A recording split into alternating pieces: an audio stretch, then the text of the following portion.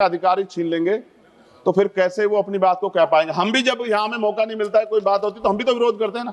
आप विरोध का अधिकार छीन के इतना समय लागू कर देंगे तो sir. Thank you very much sir. धन्यवाद सभापति जी कि आपने मुझे औद्योगिक संबंध संहिता संशोधन विधेयक 2026 पे मेरी बात रखने का मौका दिया।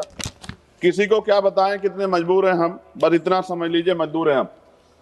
सभापति जी, मजदूर का पसीना सूखने से पहले उसको उसकी मजदूरी मिल जाए, ये बहुत महत्वपूर्ण है। मैं धन्यवाद दूंगा बाबा साहब अम्बेडकर को कि 15 अगस्त 36 को उन्होंने labour party of Indian labour party बनाई और उस मजदूरों की लड़ाई की शुरुआत की। 1942 में वो जब लेबर मिनिस्टर थे तो 12 घंटे से घटा के 8 घंटे काम किया, महिलाओं के लिए मातृत्व लाभ दिया और लेबर के जो सामाजिक सुरक्षा थी वो दिलाने का काम किया। अब मैं बिल पे आता हूँ सभापति जी।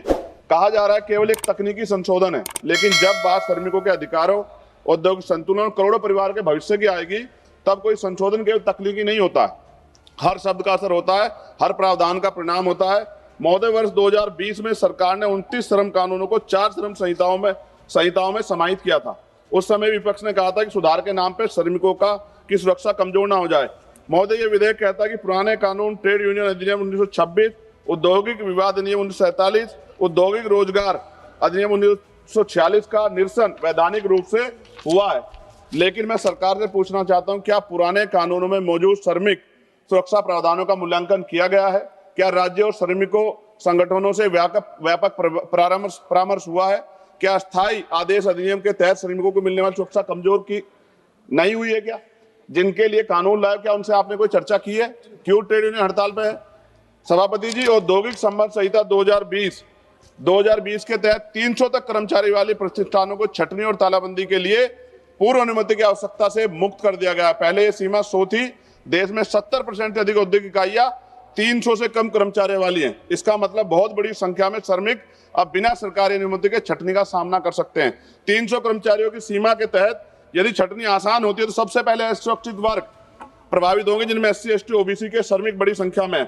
मेरे संसदीय क्षेत्र नगीना में विश्व प्रसिद्ध लकड़ी नक्काशी उद्योग के लिए जाना जाता है। वहां हजारों कारीगर छोटे उद्योगों में काम करते हैं। सभापति जी, श्रमिक व पारंपरिक हुनर से जुड़े इस परिवार इस कानून से प्रभावित होंगे। हमारे क्षेत्र की अधिकांश इकाइयां 50 से 250 इकाइयों कर्मचारियों के बीच हैं। यदि 300 की सीमा के तहत छटनी की अनुमति बिना पूर्व स्वीकृति के दी जाती है तो इन छोटे उद्योगों में कार्यरत श्रमिकों की नौकरी की सुरक्षा पर सीधा असर पड़ेगा। यह कानून उद्योगों को हायर और फायर की छूट देता है। सभापति महोदय, देश के औद्योगिक और असंगठित क्षेत्रों में बड़ी संख्या में SC, ST और OBC के श्रमिक कार्यरत हैं। सरकार ये सुनिश्चित करे कि औद्योगिक विवाद समाधान तंत्र, गिरवांश, रीडर सेल, कमेटी और ट्रेड यूनियन संरचनाओं में इन वर्गों का पर्याप्त प्रतिनिधित्व रहेगा।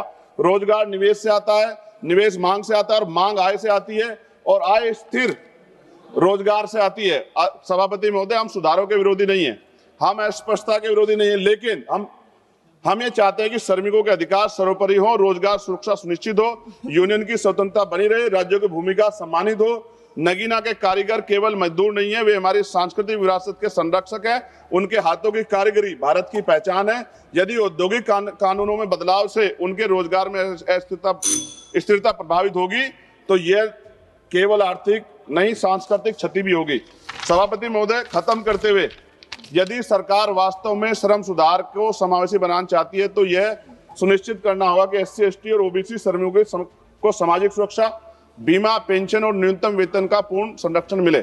सभापति महोदय, अगर हम उनके साथ होने वाले अन्याय पे लड़ने का अधिकार ही छीन लेंगे तो फिर कैसे वो अपनी बात को कह पाएंगे। हम भी जब यहाँ में मौका नहीं मिलता है, कोई बात होती तो हम भी तो विरोध करते हैं ना।